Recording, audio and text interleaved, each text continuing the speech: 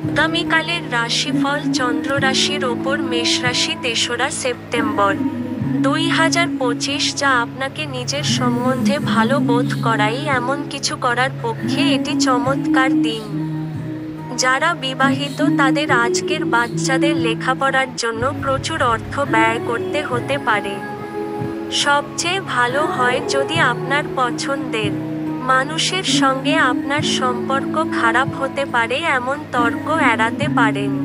কোন আকর্ষণীয় ব্যক্তির সাথে সাক্ষাৎ হওয়া সম্ভবপর। আপনি কঠোর পরিশ্রম ও ধৈর্যের মাধ্যমে আপনার লক্ষ্যে পৌঁছাতে পারবেন। আজকে এই রাশির কিছু ছাত্রেরা ল্যাপটপ বা টিভিতে কোনো সিনেমা দেখে নিজের সময় ব্যয় করতে পারেন।